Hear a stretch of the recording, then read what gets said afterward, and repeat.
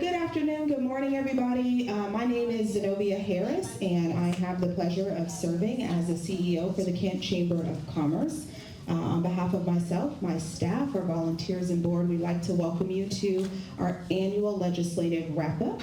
And so we're thrilled to have so many of our engaged businesses here. It's been a while since we've had over 70 folks engaged in this conversation. What that means to me is that you all understand the impacts of what is happening in Olympia and how your business can potentially be affected. And so as your voice as a chamber, I'm really excited to partner with you today. This is an open conversation, so much so as it's an opportunity for you to learn how your business was affected or if it were affected. And so today we're just really going to unpack the key legislation in the past session and then explore again what it means, not just for Kent, but really what it means for our region. Your businesses are regional. Not everyone is here situated in Kent. And so you'll understand that when you see the speakers here today. And so before we dive in, I do just want to take a moment to recognize Boeing for being our sponsor today. Their continued support of civic engagement and economic development makes the gatherings like this really possible. And so we appreciate their partnership and their support in this work. And it's really essential for us as a chamber, but it's really essential for us as a community to have a forum. I tell folks all the time that it's important that we provide an opportunity to gather, right? That's our job, and then it's your job to engage in that opportunity. So really excited to see that today. In addition to our speakers, I do want to recognize that we do have our mayor, Dana Ralph, is here. Hello, Mayor Ralph. Thank you so much for being here. And we also have questions about World Cup, so hold tight. And then we have Councilmember Boyd is also here. Councilmember Boyd, thank you. And then, of course, we have all of our elected officials that will be up here today, but if I missed you, please let me know. We do have a representative from Adam Smith's office. We have Trinity here with Adam Smith's office as well. Congressman Smith, thank you. And then, as always, just a quick housekeeping items. We have South King Media here recording this, so it will be recorded. Make sure that you wait for the microphone to ask any questions, so folks that are viewing this at a later time have the opportunity to fully engage. Then we also have Andrew Crane here taking our photos, and he is the king of headshots, so I'm excited to see my new headshot. Somebody must have got a headshot over there. All right. And then, so I want to take time because these type of things, we talk about this every year. This is something that we do. And again, it's about providing an opportunity. And I just want to recognize a couple of the people who ensure that we are going to have an engaging conversation today. So I'd like to start with our board of directors. So if you're a board member for the Kent Chamber, can you please stand and be recognized? Thank you so much. Thank you. And then, of course, we have our Government Affairs Committee. Our Government Affairs Committee meets on a monthly basis, and we basically have our ear to the ground and find out what is going on and what's going to impact your business. And that is also another two-way conversation, so you are welcome to join us at our monthly Government Affairs. So if you're a part of a Government Affairs Committee, can you also please stand?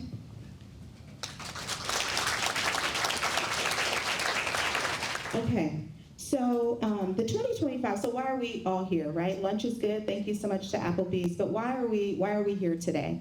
So the 2025 legislative session adjourned on April 27, which was on schedule this year. The session began with a proposed tax package totaling up to $21 billion. Following feedback from Governor Ferguson, the final tax package was reduced to $9.4 billion. That is marking the highest in the state's history.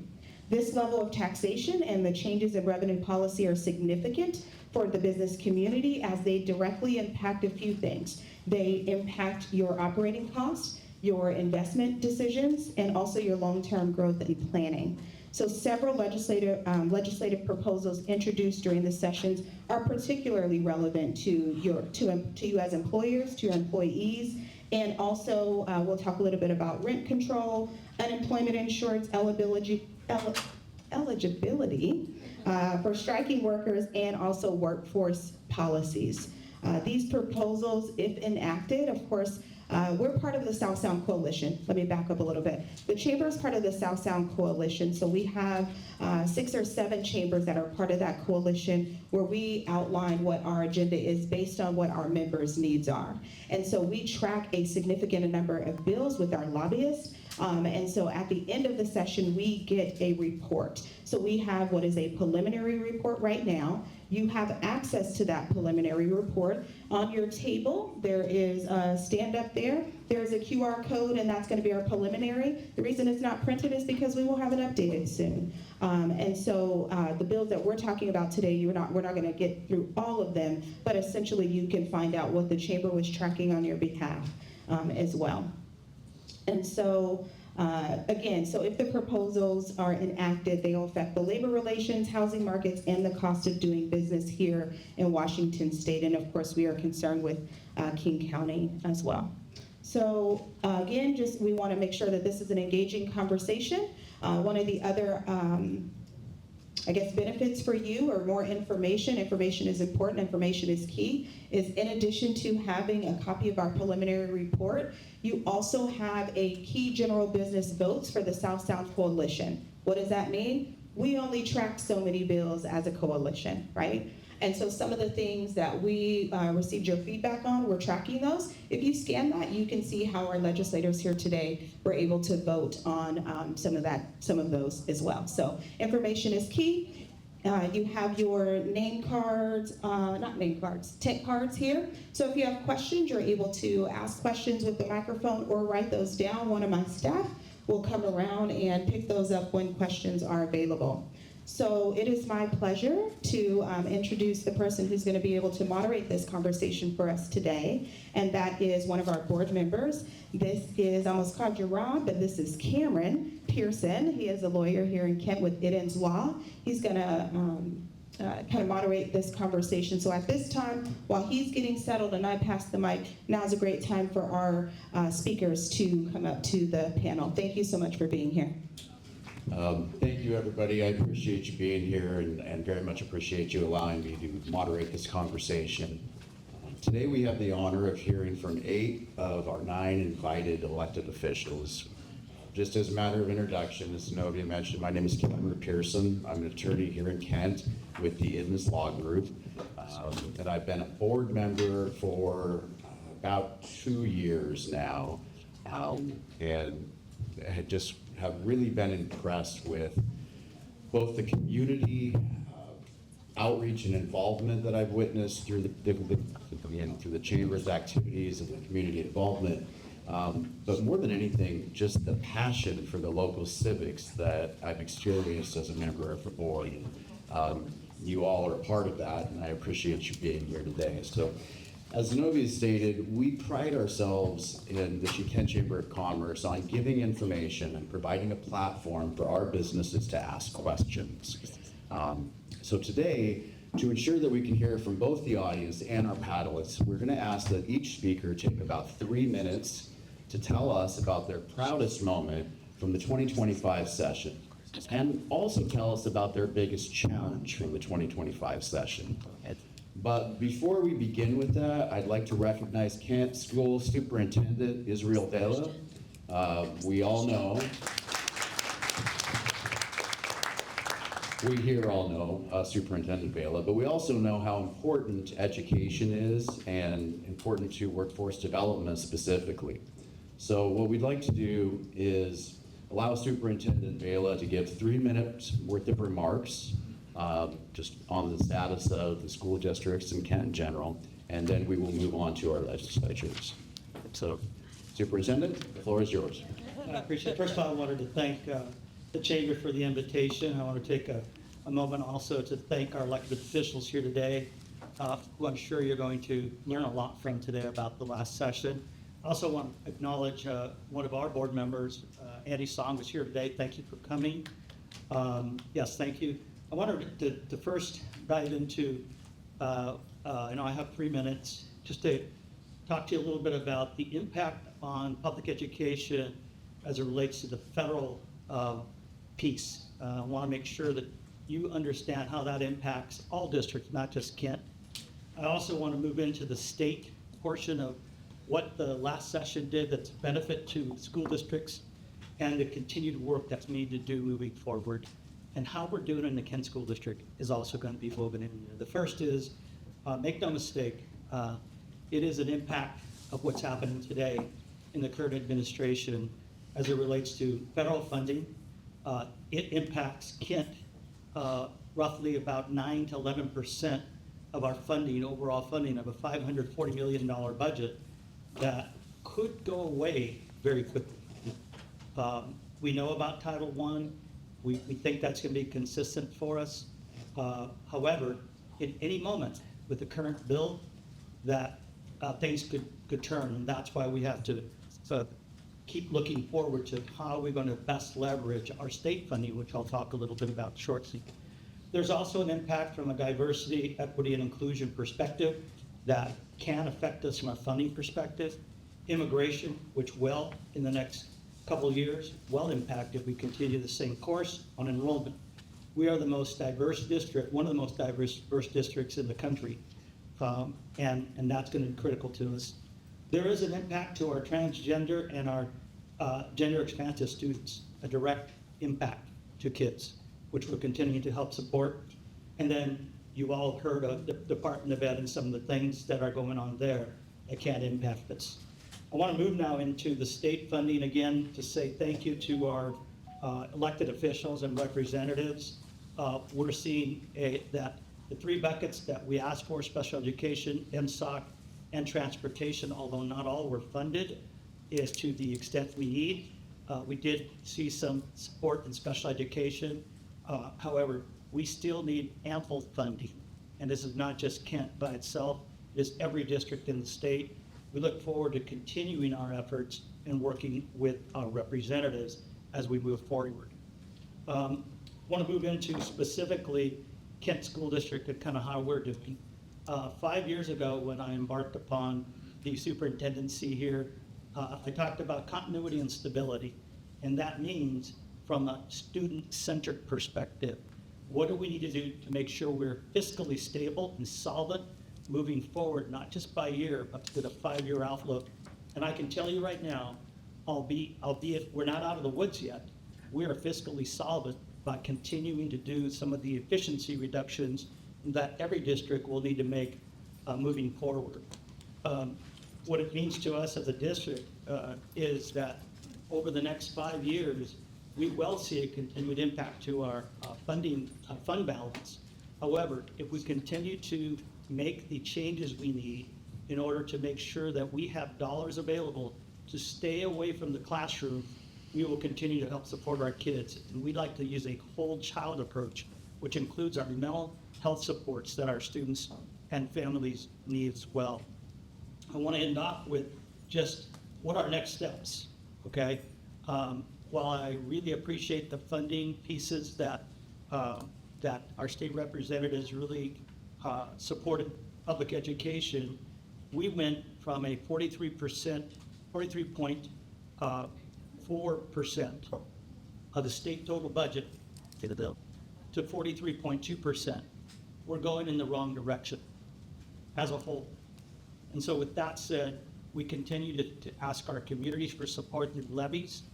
That will continue to be challenging, especially with aging buildings that we have here in Kent. But I'm speaking really for the whole here. We must continue to support kids, especially our Black and brown kids and our families that need supports. The impacts from a federal perspective and the lack of ample funding on education is going to continue to be a challenge for us. I look forward to collaborating with our state and federal representatives as we move forward to look for a funding formula that's not based on a formula, but that's based on student need. We are one of 5 states that still do that, and I look forward to tackle that opportunity with our state representatives. Thank you. Now we'd like to begin with Representative Debra Entenman. Thank you. Thank you for the opportunity to be here. I appreciate the invitation. My name is Debra Entenman, representing the 47th District since 2019. My biggest and my most proud moment has been my most difficult moment this legislative session.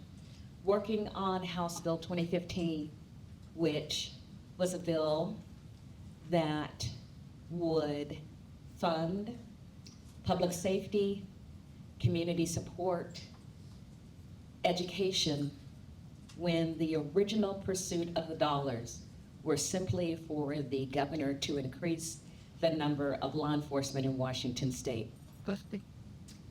The work that I was able to do with community members, law enforcement, members of the Retail Association, and others was the most difficult piece of legislation I've ever worked on in the 8 years that I've had the opportunity to be in the legislature. Why? Because I have worked very hard since I have been in the state legislature to make sure that we have fair, equitable, and just policing. I believe in police accountability, and for me to stand up and say I support legislation from the governor where he said he wanted to spend $100 million on police, a lot of people were very disappointed in my position. In the bill, we have done a number of things, and I want to highlight those things because I think they are important. And I'm also going to talk about what's not in the bill because I think that is important as well. When the governor proposed a bill for $100 million for police officers, first of all, I was sitting in the audience during his speech and we were shocked. We knew he wanted to spend money on law enforcement. We did not know that he wanted to spend that much. And so I worked with a coalition of people to ensure that we switched the narrative from just hiring cops to increasing public safety. So we want to make sure that our law enforcement officers are trained and that they are culturally competent. We want to make sure that our leadership in law enforcement are actually certified police officers, because in some spaces you can be elected sheriff and not have any law enforcement abilities at all. You can just be elected sheriff. So that was one of the changes that we wanted to make. We also wanted to ensure that you didn't have lateral hires, so a person could go from one police department to another, because that's not increasing the number of police officers that we have. That's just moving the chairs around on the boat.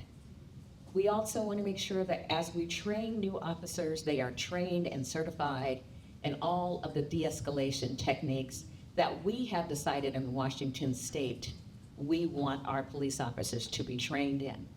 And what was most important to many of our community members as we are looking at federal immigration policy, we wanted to ensure that law enforcement in Washington state upheld the state constitution and the state laws that said our police officers are not federal immigration officers. Our police officers are state-funded police officers who must uphold the state constitution.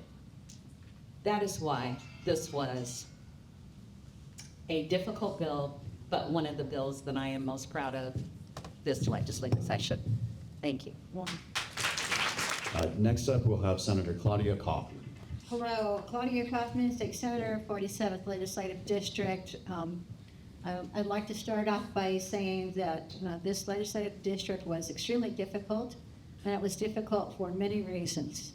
The two of the top issues, two of the major conversations were around the large budget deficit that was created by inflation, increased caseloads, difficult tax structures, and the relentless unpredictability that is happening in Washington, D.C.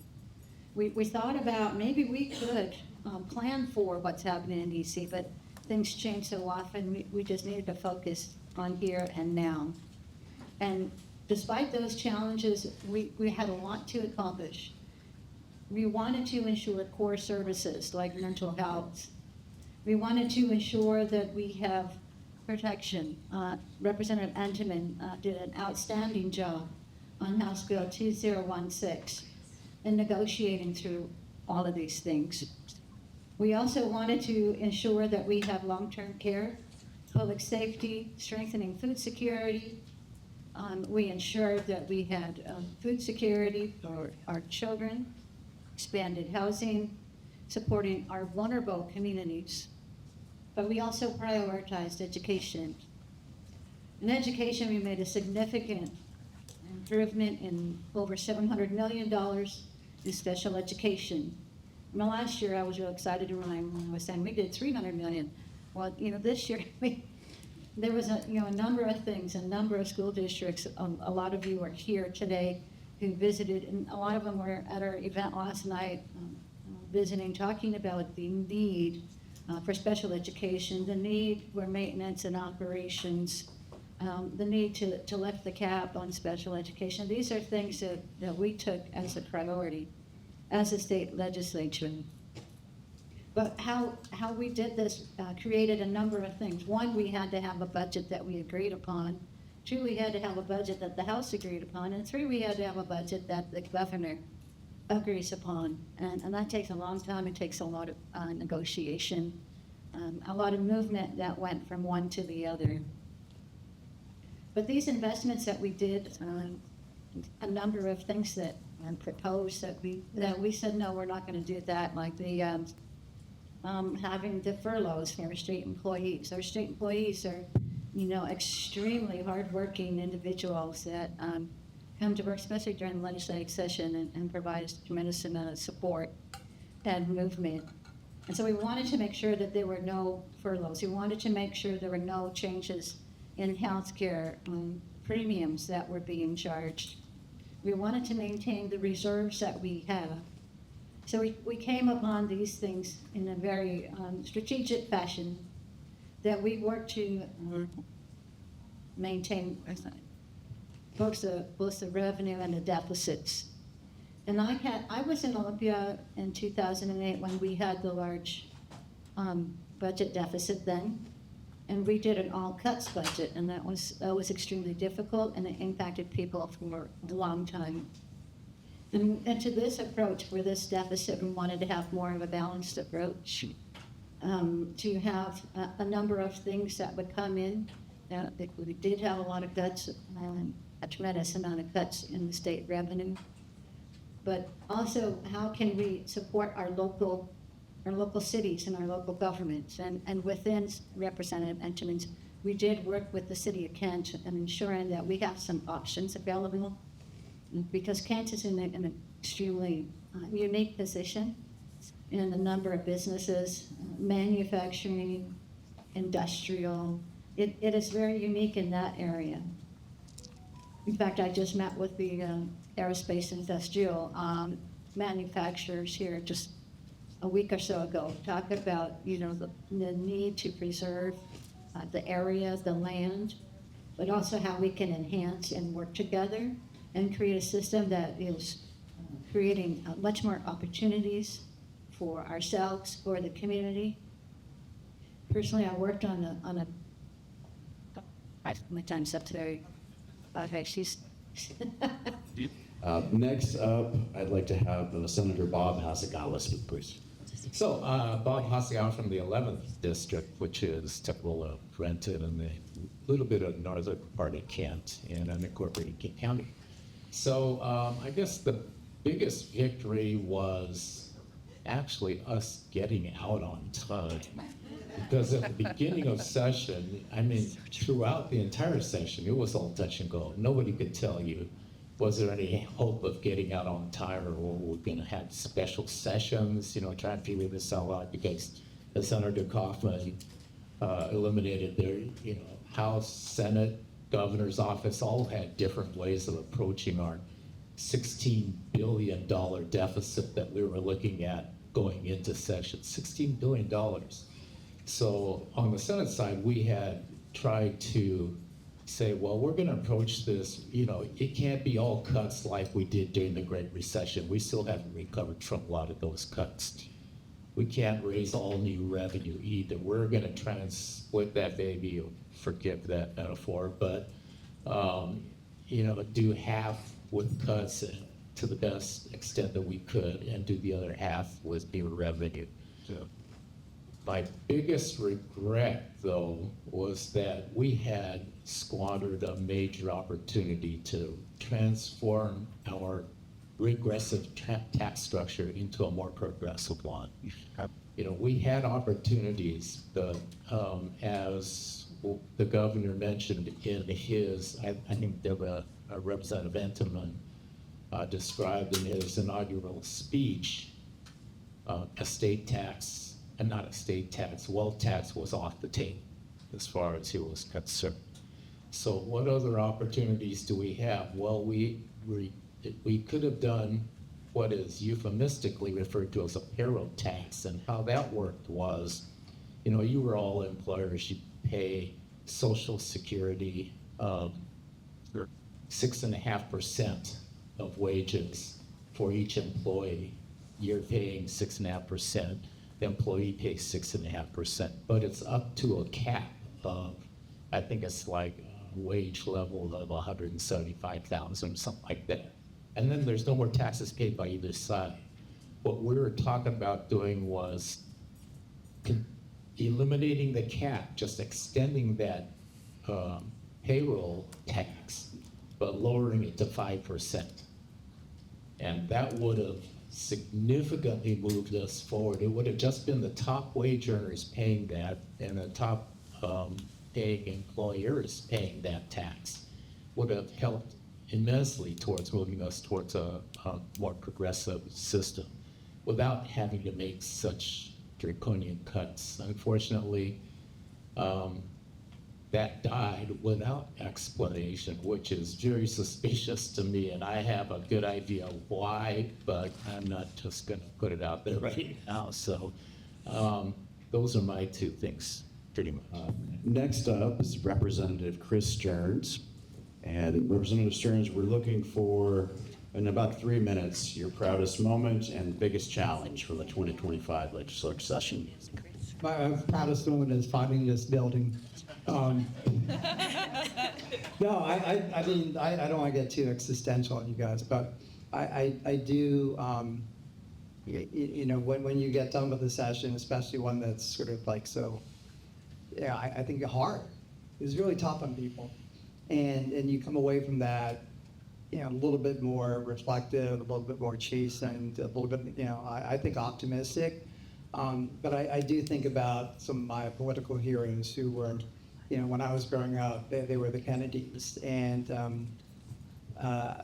when Ted was eulogizing his brother Bobby, they talked about what it is that it meant for them to serve, and what it meant for his brother Bobby to just be who he was and why he did the things he did as Attorney General or as a senator or as a candidate. And he said it's because he realized how fortunate he was.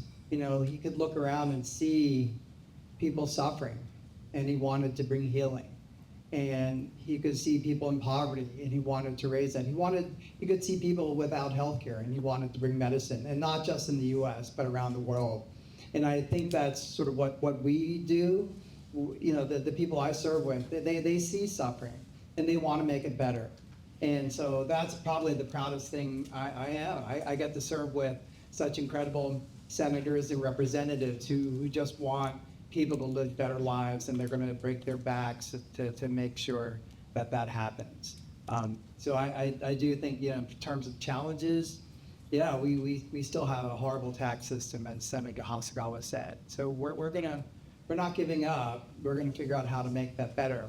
But I think, another big challenge is we have new technology. I've spent some of my time working on advanced nuclear because I think that will help provide more energy, more electricity. I think electricity, we can't live good lives without it. And I just was attending adequacy and resource forecast with the utilities commissions this morning, and we are definitely challenged. So that's like a big challenge, and I think that's probably more than 3 minutes. But thank you for having me and indulging me. Next up, Representative Tina Orwall. Senator. Well, thank you. Well, congratulations. Thank you. Tina Orwall. Senator Orwall. Thank you. Many of you know Senator Karen Kaiser, who served honorably for 30 years. And so I have the honor of serving in the Senate now. And it was a brutal session. It was a number of difficult votes. There's a lot to fix. I want to go back to some of the comments made earlier. I started during the Great Recession. I'm a social worker and a mental health professional, and I will tell you, it was brutal, the cuts that were made to human services. A lot of people were harmed, and so when I think of the state, I think of two roles, protecting those most in need, and then also our paramount duty, which is K-12. I want to thank Superintendent Vela. One of my priors going in was special education. I'm really proud that we did make new investments, and I know we worked on trying to get more social workers in the schools. We didn't get it through this year, but we've seen 1,000% increase in people texting 988. Who's texting 988? The kids, right? Our kids are struggling. And so a lot more work to be done in that arena. And I think one of the bills I was really proud of, I had a constituent come forward whose mom had dementia, and she was at a facility, and she would go in to see her, and she'd be soiled. There was like 30, residents to one staff in the evening, and she was just very concerned. And so we were able to kind of create a coalition. And what we realized on memory care is that there were really no standards. There's like over 250 facilities. So we were able, with this group and with DSHS, to really begin to certify them, provide certain levels of training and transparency for families as the way to protect what I think is some of our most vulnerable residents, which are elders with dementia. And sadly, we're going to see huge numbers over the next 5 years of increasing with people with dementia. So I'm glad we were able to take that step in what was a difficult session with a lot of things that were very disappointing, which I'm sure we will talk about. But thank you for the honor of serving. Thank you so much, Senator. Personally, I think the 988 program is incredible. And one of the more impactful programs for the youth that's actually accessible to just about anybody. So it's fantastic. Next up, we'd like to hear from Representative Mia Gregerson. Well, thank you for hosting us again and for putting this together. It's always nice to come home and be able to have a conversation to talk about what we've been doing. And I guess for me, my whole world is the budget. We started working on the budget knowing there was going to be a deficit in August. And as you know, we look at caseloads, we look at forecasts, we have to do everything related to our spending plan that is banking on how much revenue we're going to get. And so we had gone in not knowing exactly the scale of the deficit. And then we also had a governor transition happening. A lot of new staff came in. We weren't sure if the new governor was going to have a budget. We looked at former Governor Inslee's budget. He did not include a no-cuts budget, which was difficult for folks to understand where we actually were starting from. At the end, we had a very balanced approach. It was basically $7 billion in cuts and $8.4 billion in revenue. But again, we don't actually vote on the revenue till after the budget is pretty much done. So you can see from the appropriation side, there's a lot of talking to our colleagues who represent rural communities, because if we don't invest in rural hospitals, our communities here are affected. If we don't invest in farm workers or farmers of Eastern Washington, the transportation system is affected, right? So there's a lot of conversations that are happening at each level that takes a lot of time. And so I think similar to some of my colleagues, the fact that we actually had a budget that the governor did sign, we were able to get through our cuts and get the 50 votes in the House, 25 votes in the Senate, and the governor's vote, right? That is actually a very difficult task. And I appreciate everyone here just weighing in on it. And I think we did a pretty good job in making no one happy, but everyone actually being able to get through it. And the last thing I want to say about the budget is we constantly use the lens of health, basic needs, and death. And so when we were looking at each line item of every cut, we reminded each other a lot. Is this going to kill people if we divest in this? A lot of tiers at different times. Everybody has different parts and places. And so again, I guess sometimes it's hard to humanize the budget, but but it's really tapestry of everyone's needs, everyone's stories, everyone that they're working on. And we did do a lot of I heard at my table, you're not very efficient in things. The OSPI had a lot of provisos because members have connections to communities and have grants, and those grants cost the state money to implement. And I know I had one. I think I can look up and down. I can see people who had them. And right, if I make my colleagues unhappy by not having those grants, I lose that vote potentially, right? So there was a lot of acceptance too, and we basically didn't fund any of those grants. So what that did is it freed up time for staff to then do other things related to basic education. Again, our focus was investing in basic education. I know you hear the percentage going down. Overall, it's a $77 billion budget. But I'm not quite sure if that includes all the collective bargaining agreements. The CBAs are about 4.5 billion of that, and that's 60,000 workers. We need our workers to do the work. So, Next up, Representative Edwin Obras. Good afternoon, everybody. Thank you for being here. And this is my first legislative wrap-up because it was my first session this past few months. So it was a whirlwind. I was appointed in December. Went and hit the ground running in January. I sit on the healthcare, labor, and community safety committees. And some of the proudest moments that I had were the bills that really reflected some of the values that I've carried over the last 25 years in human services. And in human services, we want to ensure that children are safe, thriving, families are also safe and thriving, but also are productive and want to be really great members of society. And in my bills that lifted up workers and worker protections, particularly isolated workers, many folks in the district many businesses in the district who have the hotels, the security guards, and janitorial workers who work in isolation many times, and particularly the hotel hospitality workers who many times face threats, assault on the job. My bill made sure that there was some compliance around their safety. L&I came in despite our funding environment.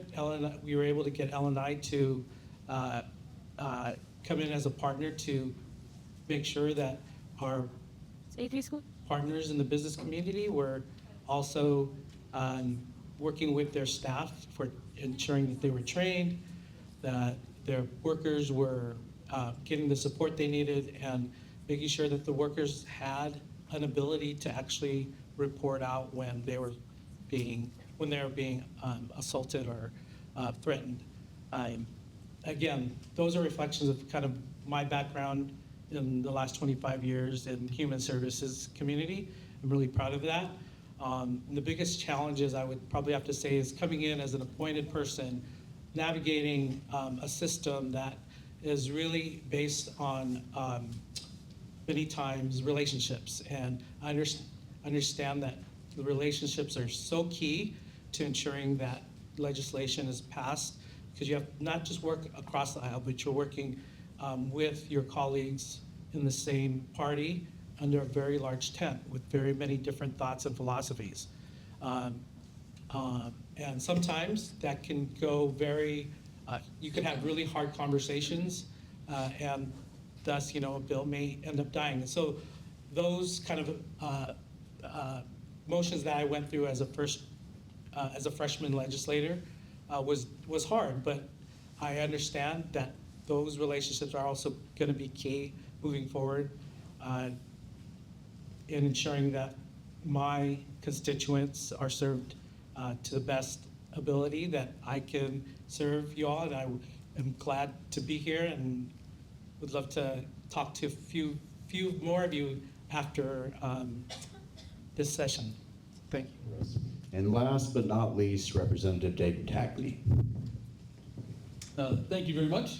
My name is Representative David Hackney. I also represent the 11th Legislative District with my colleague, Senator Hasegawa. I was elected in 2020. It's been my fifth year. Unfortunately, this year, I did miss a significant part of session on medical leave. I was able to come back later in the session and participate remotely. However, I did drop several bills prior to going out on medical leave, and I am recovering now. I'm back here today. But my background is I'm a former federal prosecutor with the United States Department of Justice and a war crimes prosecutor with the United Nations, has really been in public safety. My proudest moment was passing and having the governor signing a bill on animal cruelty that basically codified the restrictions on animal fighting and also what it means to neglect an animal and have the animal removed by the state, and also restricting ownership of pets for people that have been previously convicted of animal fighting and also of neglect. Some of my biggest frustrations were some of my public safety bills did not move forward. I dropped a bill that strengthened the ability to prosecute youth for possession of firearms. Currently in state law, you must be convicted 5 times of possession of a firearm before you enter the criminal justice system. Sadly, we're finding that youth don't often make it through 5 times. That youth that are carrying a gun on a regular basis are often shot themselves and killed, or shoot someone and get a felony sentence of decades and throw their life away. What I have found with public safety, it is not the severity of the sentence that keeps the community safe. It's the certainty of punishment.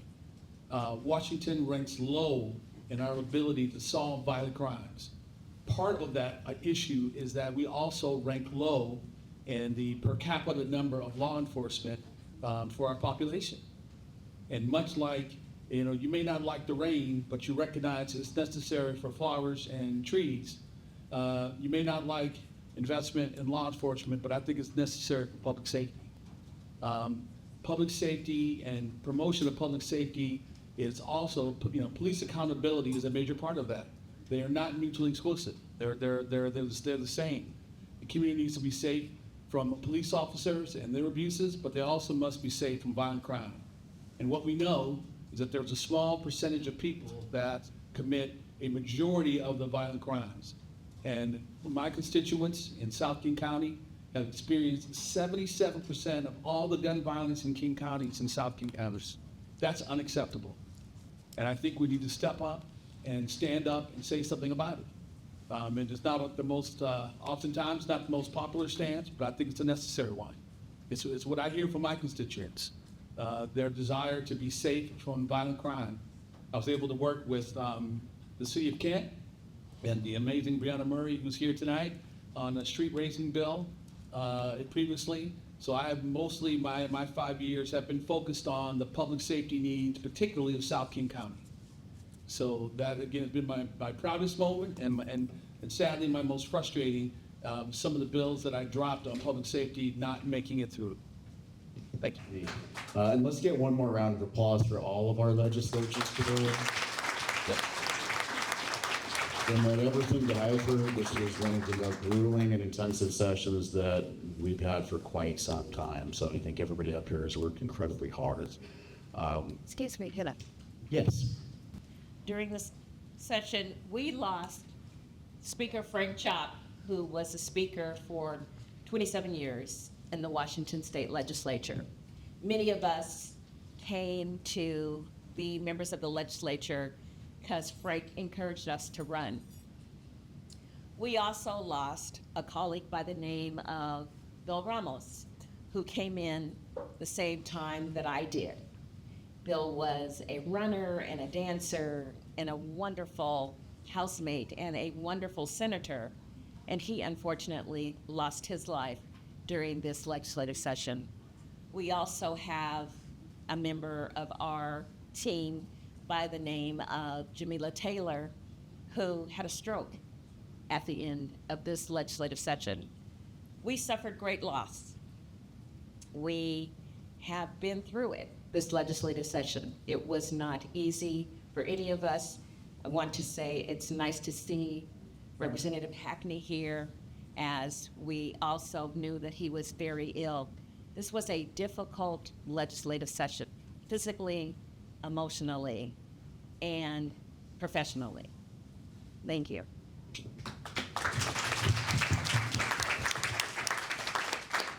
Thank you so much for those insights. Now we're going to open the floor for questions. There are note cards on everyone's table. A chamber staff member will bring you a microphone, or you're certainly free to pass the card up and we will read the question for you. And as promised, Superintendent Vela, the first question is yours. Place. So the question would be, how well we continue to address the education funding as a whole in the 3 areas we discussed. As Senator Orwall mentioned, made a great progress in special education. The costs continue to increase, so the question is, how will we continue to work on those 3 key areas? Well, you'll see that we see the whole entire continuum. We have invested a lot of resources to early learning, transition to kindergarten, known as TTK, child care centers, housing for our homeless youth. And then if you look into our higher ed institutions, whether it's with our trades or whether it's with community technical colleges or universities, research universities, and then of course with businesses. And so we see that as a continuum. You'll see that the only place we didn't make reductions was in the K-12 system. We always know that if we are going to raise revenue, a lot of times the public wants us to have dedicated revenue towards our K-12 system. This year you saw attempts to do that, but again, it took the votes that I mentioned earlier in order for us to get that across the line. So again, we have to call out the investment, whether it's through policy bills, as the superintendent referenced, special education, MSOC, they all carried fiscal costs to them that were dialable. That's probably what you'll see again every year until we continue to lift all votes. Out of the 295 school districts, 70% of them are considered small and rural. They have very, very different needs than our school districts here. So even if I go to East King County, the message from them is very, very different than here in South King County. So again, while it feels like sometimes we're not listening to you, if we're going to lift everyone and try to provide the same opportunities and services and let them be completely independent, we have to be able to have these more difficult conversations, and we are moving forward. So again, I think that was some of the things that my colleagues talked about as wins. Mayor Rolfe, do you have a question? We do, thank you. It's kind of comforting being on this side of the table. I'm not gonna lie, I even wrote out my question. So first of all, thank you so much for all the work that you're doing on our behalf and for being here today for this really important discussion. I do want to start with a thank you for the tool that was provided in House Bill 2015. It's a small step in the direction that we need to go. As you know, and some of you noted, Kent is in a very unique situation because of sales tax sourcing and things that happened long before any of us were here, and those decisions that were made. Given the long-standing, well-articulated, and significant need in Kent in both public safety funding, which we talked about a lot last session, Rep. Stearns' bill bringing forward, and then this year, just the ability to uplift our community, just the simple ability to take care of our city in the same way that other cities have the ability to take care of their residents. Is there going to be an opportunity going forward to continue that discussion about that gap? We saw glimpses of it in the amendment that came from the Senate to get us to that 0.3 that would allow us to uplift our community, that would have done the same thing with public safety funding. Do we have a chance at being able to take care of our city? What's the path? Thank you, Mayor, and thank you for just all the hard work you're doing for the city and the people here on public safety. You know, as my colleague Representative Hackney noted, it's critical, and yeah, we're City of Kent is just so far behind the curve on officers and resources. I think Representative Entenmann's bill is just incredible, but we still have more to do, and you know, I'm committed to continue to work on that bill. I think we can, you know, add more resources to the city. It's vital. I mean, it's the 6th largest city in the state, and things just are, in my view, untenable the way they are. So I certainly am committed to working on that. I've been fortunate enough to, you know, work with Representative Hackney, with the very large budgetary presence that is Representative Gregerson, and you know, they're all helpful. I mean, that's the thing. It's like I'm not getting like, no, this is a terrible idea. That is not the conversation we're having. The conversation we're having is, this is hard in this budgetary scenario, but we can try to figure something out. So I'm very optimistic. Claudia Kauffman again. Thank you, Mayor Ralph. And I want you to know that you had an entire team, you know, the entire team that's sitting up here right now that did a tremendous amount of work and introduced a tremendous amount of policy bills. I myself introduced a bill allowing Kent to have a tax credit, you know, on your sales tax, so that you can get that sales tax back, given that current situation. I want to understand. Representative Stearns had one on increasing the taxing authority. And then Senator Orwall from Kent also put in amendments to increase the taxing authority 3% for Kent. And Representative Entenman in her 2015, which was successful. Ours were not successful. Hers was successful for a number of reasons. But just so that you know, you do have a number of champions here who are working hard, who are introducing bills and getting these funny looks from leadership. It's like, this is very important for Kent. And these are things that we need to come together and make presentations or outlines the unique situation the city of Kent has in terms of its revenue streams and the restrictions that are placed on it. So I just wanted to say we are, and we will continue to do that. Oh, I want to stand, so in 2015, first of all, Chris sponsored the bill, I co-sponsored the bill for the original tax, if I am not mistaken. So it wasn't that we didn't want to do something for Kent. We all worked very hard to do what we thought was best for Kent, but we are all statewide elected. And that means, I mean, we are elected in our districts, but we have to think about the state. And so there are times when it seems, what may appear from the outside, that we are not doing all we can for our city. But I want it to be clear that when we work together in transparency and in honesty and in truthfulness, we can get a lot of things done. And it is very difficult in a difficult legislative session when people are making decisions and maneuvering and lobbying, and we are there till 2 or 3 o'clock in the morning, and we haven't had enough to eat, and we haven't had sleep. And so everyone doesn't get everything they want. It is not because people are not caring about the people of Kent, or because people are angry with the people who are in leadership in the city. It is because we have to make difficult decisions that impact all of us, that impact our colleagues in different ways, and we work together as a caucus to sometimes make decisions that not everybody sees or understands, but we are trying to do the best we can with what we have. You know, I just want to reconfirm my commitment for next session. It was a very tough session for Kent. And, you know, we were hopeful in the .03. There were a lot of vehicles moving, and we did not get the outcome we wanted. But, you know, having seen the impact of the streamlined sales tax on Kent, I mean, we are the economic hub of this state. And, you know, I just want to reconfirm my commitment to go back and work on this and with my colleagues up here. Yes, question in the back, go ahead. My name is Jolene Kenny. I'm the Executive Director of Metro Washington. We serve statewide, rural, itty-bitty tiny places and big cities. I am also a proud constituent of 47, former of the 11.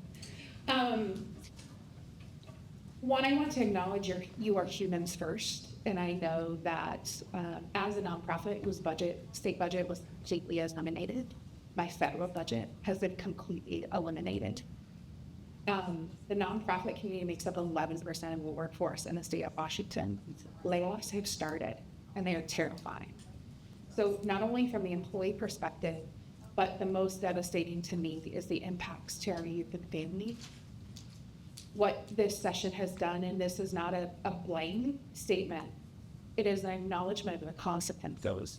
We will see an increase in youth violence. We will see a decrease in graduation rates. We are going to see an increase in mental health services. So contracts from a prevention and early intervention contracts that were completely eliminated, it costs $276,000 to put a young man in Green Hill every year. If one young man costs the same amount of money that positively impacts hundreds and thousands of youth in the state of Washington. And what I've heard over and over and over again from different, even sitting next to Senator Orwall today, she was like, what do you mean your funding was eliminated? So my question is two parts. I feel like the human services and youth development field was a death by 10,000 cuts. There isn't a big pot of money that we all pull from. It's individual provisos. So one, I'd like to hear any thoughts on strategy. Is it smarter to do collective?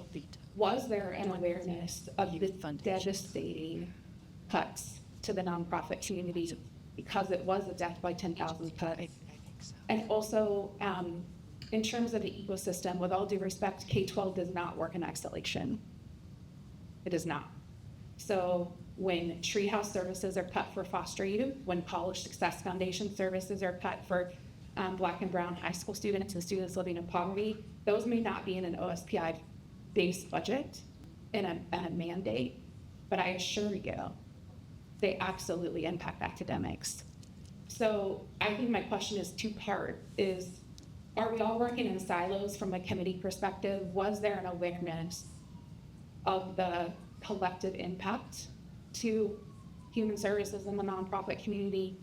And two, there's no federal money coming our way. There's no state money coming our way for a while. We can't turn to private philanthropy because y'all in businesses are now paying tariffs and more sales taxes and more of this. So I can't turn to private philanthropy. So I'd like to talk about what's the process for us preventing the consequences from being, I guess we're looking at harm reduction instead of positive outcomes, right? Okay, thank you. That's a very complicated question. But let's kind of break it down. I think I'm going to try to take this one.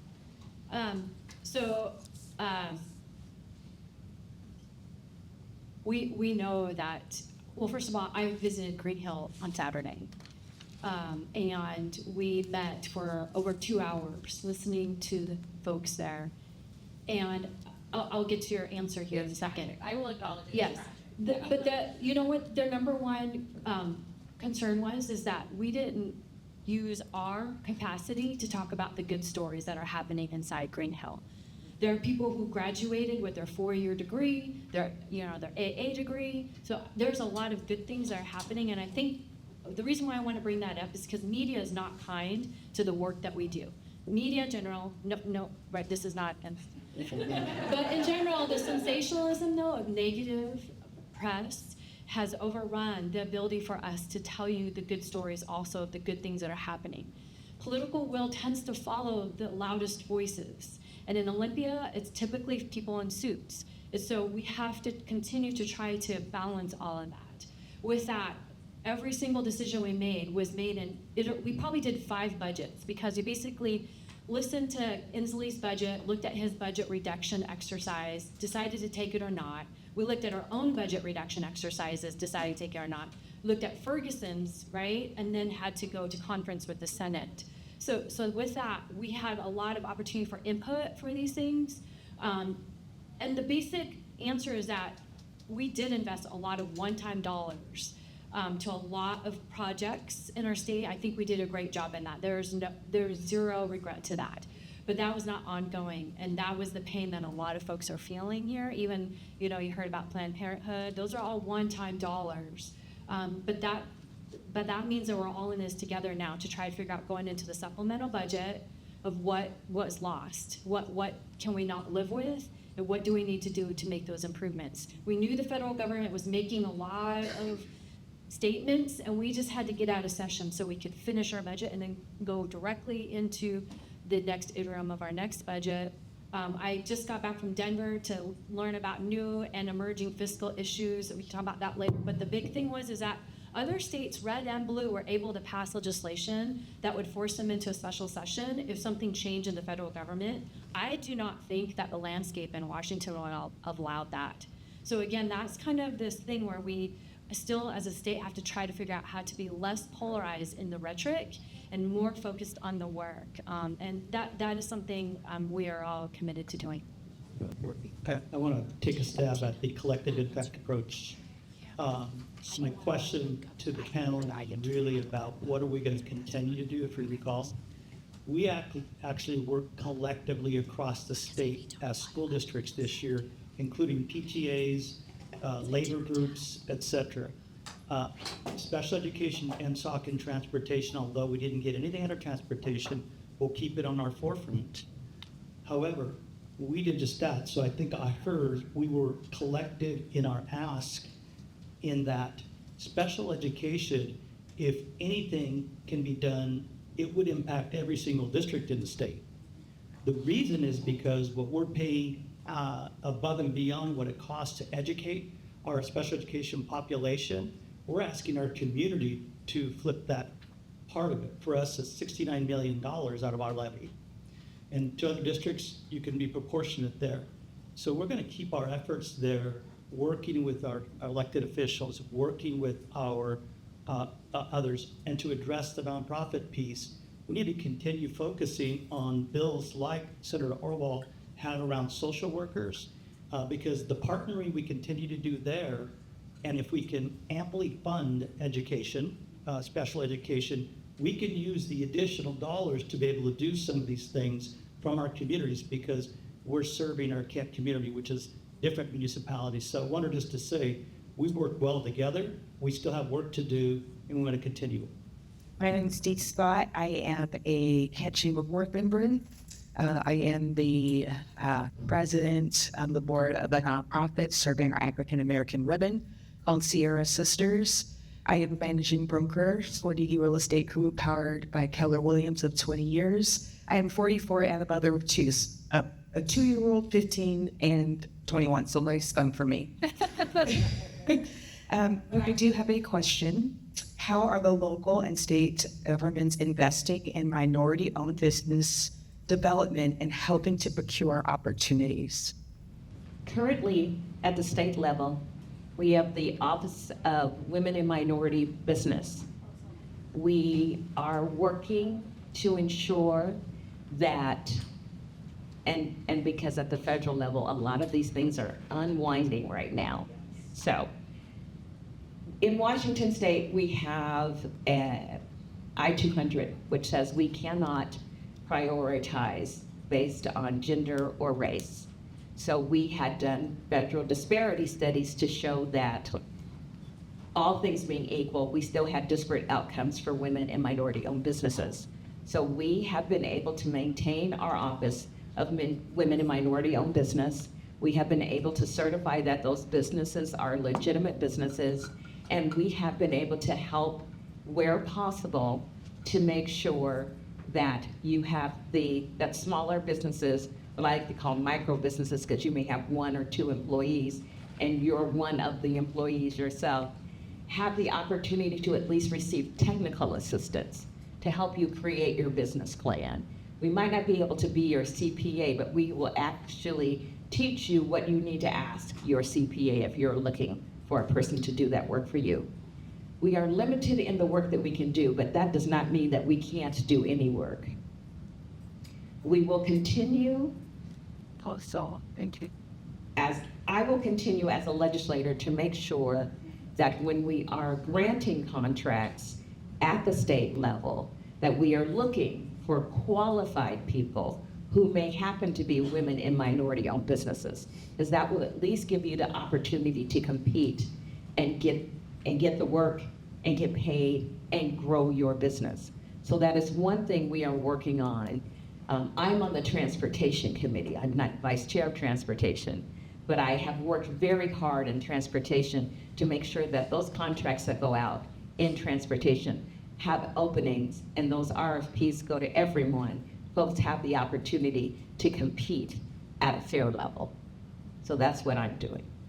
And that's what we are doing at state level. I'd like to say that we have also done a tremendous amount of work in business.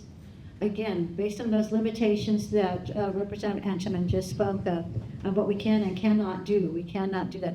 I put it on my agenda every business committee meeting, like who are we impacting and what is it that we need to do to ensure that we're looking at it through an equity lens, which is something that I am pushing as a priority in the business committee in the Senate, which includes a number of things. Senator Hasegawa had a number of amendments that included looking at how this impacts, actually collecting data on how things impact our communities in a number of different areas. Not all those amendments and not all our priorities make it through, but I want you to know that you do have champions up here who are working to ensure that. Senator Valdez does a tremendous amount of work on the transportation committee to ensure that all the contracts coming out of transportation, that you do include minority-owned businesses, people of color. What are the outcomes? How are we doing? And he does it on a number of different levels. So there are quite a few champions. We do have members of color caucuses, both in the Senate and in the House.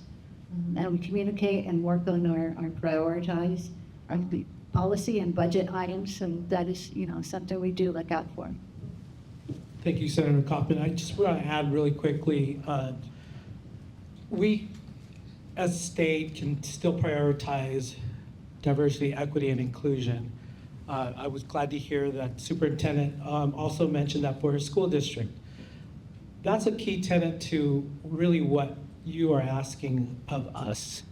And if we don't have that and value that for the bills that we pass, then we're somewhat a little bit defeated. So we could see that how certain corporations have rolled back their DEI efforts. It's also impacted their sales. And we know the value of living in a community where each one of us has something to give. So ensuring that our bills, our legislation have an equity focus is going to be super important in the near future as the rhetoric from the federal government continues to pound each state. Thank you. So thank you, representatives and senators and to Superintendent for being here today. I have one question with a follow-up afterwards. My first one is, what is your commitment to transparency and continued dialogue with business leaders since the session has ended? Thank you. I appreciate that. And just so you know that in the Senate, we do have regular meetings with business folks during the legislative session. All businesses and their lobbyists are invited to attend. And the entire time is dedicated to letting them inform us what their priorities are. If they have a problem with the bill, they have a recommendation for an amendment. And this happens on a regular basis. Like every couple of weeks, we're meeting with business industry on a regular level. I meet also another select group because insurance industry is part of my committee. So I meet with a number of folks who are included in insurance, and insurance can include a number of different entities. I also work with financial institutions. And so inviting banks and credit unions and other financial institutions to come forward is important. And the third thing I'd say, as I mentioned earlier, I just met with the aerospace and manufacturing alliance that met right here in this building recently. And I would like to hold a business roundtable, so on a local level. So rather than a state level, local level, and find out and have you tell me what your priorities are. So I'm not sitting here and talking. You guys are talking to me and telling me what your priorities are. Those are my plans for the business community. To build on what Senator Kauffman said, I was also at the Aerospace Forum with Representative Stearns was there too. And, we talked about tours available to go visit your business, hear more about the impacts and how we could be advocates next session. So again, this is our opportunity to learn and be able to advocate more strongly. Some members of the legislature are claiming they have constitutional legislative privilege that allows them to keep legislative activities secret from the public. The matter is being litigated right now in the appellate court. Simple yes or no, regardless of what happens in this litigation, will you agree to not claim legislative privilege, Ms. Debra? Yes, I will not claim legislative privilege. I have been pretty strong on that front since the issue came up. No, I do claim legislative privilege. I think that there are times when I'm speaking with my colleagues in caucus, when I am speaking with lobbyists, and I should have the right to have a frank and honest conversation that is not for the public. Thank you. We receive hundreds of public information requests. Like all the time, my email box is full of, you have to fill out this form. Going through all of your emails, your voicemails, your texts, everything that, every communication that you have. You think about it, all the communication you have every single day, every phone call you get, every voicemail that you receive, every meeting that you are in. That's happening. That's happening. That happens right now. There is no secret about that. There is no secret. And this is done on all public equipment, right? It's the public's computers. It's the public's system. And so that's not what's happening. So every time I get a request, I fill it out completely and provide everything that there is.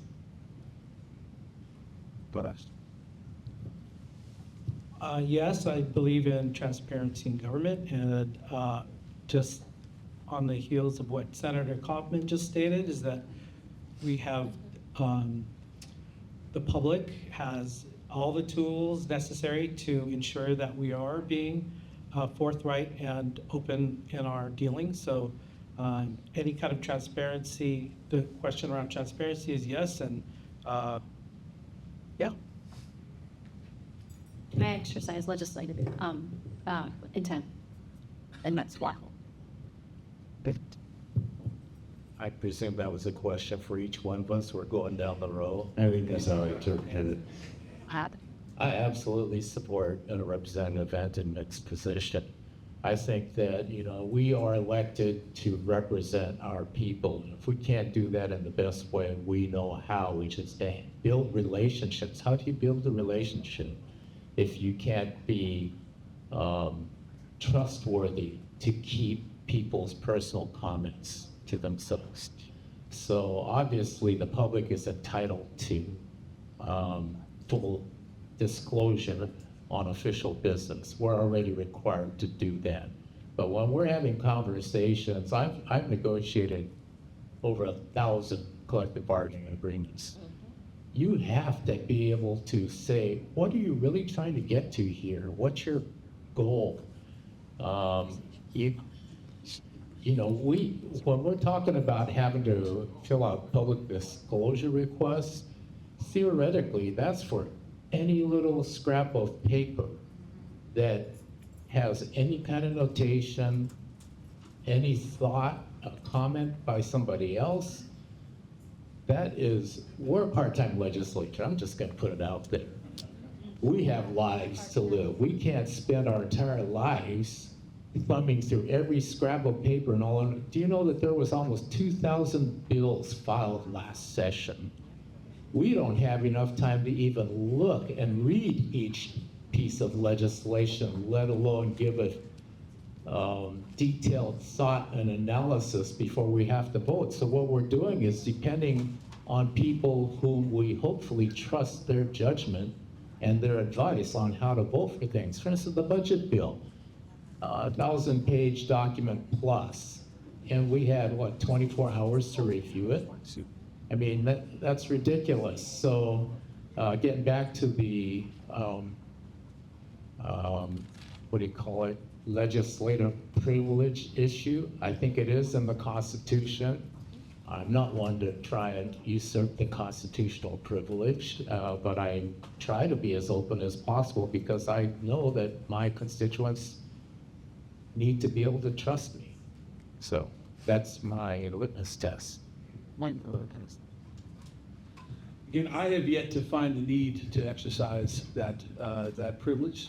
I can't say that there could never be a situation where I would. Of course, we're only required to produce recorded information, things in correspondence and voicemail. We're not required to recount every conversation we have. So, but I have not found the need to exercise legislative privilege on any request yet. So, Thank you. That's a good question. I absolutely think government should be transparent. I've been around it for a while, and I find it does function best when it is. That being said, it's kind of a theoretical question. I've never come up against an issue. No one's ever asked, or is there something that I would need to try to exercise that? I have never exercised it, I guess is what I'm saying. It's just not something I come up against. It's kind of a rare bird, I would imagine, is the way I would put it. And then just, that being said, I'm a lawyer, so I'll follow what the courts tell me to do. Okay, I have one final statement because I know we're short on time. So my name's Andy. I am on the Kent School Board, but I'm speaking on behalf of a small business owner. Many of you guys have spoken to Health and Human Services and mental health. I am a professor. I teach human services and behavioral health over at UW Medicine and over at Zenovia Community College. When you're talking about the budget, my statement is more for consideration. When you guys are making these policies, as a small business owner, as a behavioral health clinician who runs centers throughout Pearson King County, couple things is whenever you guys do your roundtables, I noticed you mainly take in considerations from our larger organizations and agencies. We have hundreds of small sole proprietors, LLCs that are in the community that are being negatively impacted by some of the policies. Quick example, Department of Health. Now there's requirements that people who want to be an associate level therapist has to have a work site already in order for that process to go through. However, they can't get jobs until they get that certificate. And so thinking about how these policies look on paper versus how they're enacted, I would really encourage you guys to also reach out to us I don't have 5 primary employees, I have 30. And so we also make a difference in serving the public when it comes to mental health. So urging you guys to please take consideration for our similar mental health providers. I think that's a perfect one to wrap up with. Thank all the legislatures for their time and participation today. It's a wonderful panel, some extremely good questions. I didn't get a chance to welcome you to my house. And in North Carolina, if you were coming to my house, I would have been able to do that. My name is Dr. Angela Davis. I am the Chief of Staff at Green River College. And so to our senators, our representatives, our business and industry partners, our community, we just want to say thank you. Thank you for your leadership. Thank you for your commitment to equity. Thank you for your commitment to equity-mindedness. Thank you for your commitment to equity in action. And more importantly, thank you for your service. We depend on every one of you in this room to do the work that we do at the community college level. I appreciate everyone that came. I appreciate everything that each and every one of you do each and every day for our community, because we are trying to ensure that our community has thriving wages to take care of their family. So this is my 11th month in Washington, and I finally feel at home being here today. So thank you for giving me that opportunity. Well, that was a great way to wrap it up. Again, thank you guys so much. Appreciate the partnership with the chamber. I know I can always call you guys. You will answer. Obras and I, we had a call in the car the other day, and so you all are available. And for any business that feel like you are not being represented, you are not called to the table, please reach out to your local chamber. That is what we are here to do. We had so many more questions, so many more hands, and what that just means is we need to keep this conversation going. So just be sure to take a look at your upcoming newsletter. So we'll have this video wrapped up, and then all the contact information for anyone that you would like to follow up with. But Representative Entenman, thank you so much for that note. I did have it written down about what you all have to deal with and what you dealt with this session and how that impacted the decisions potentially you made. So we do recognize that. I was just going to do it at the end, but thank you for acknowledging that. I think what you all do is very hard work, and we do appreciate that. And just from a chamber standpoint, I heard someone say, like, we're fighting for the whole state, right? We're fighting for the whole state.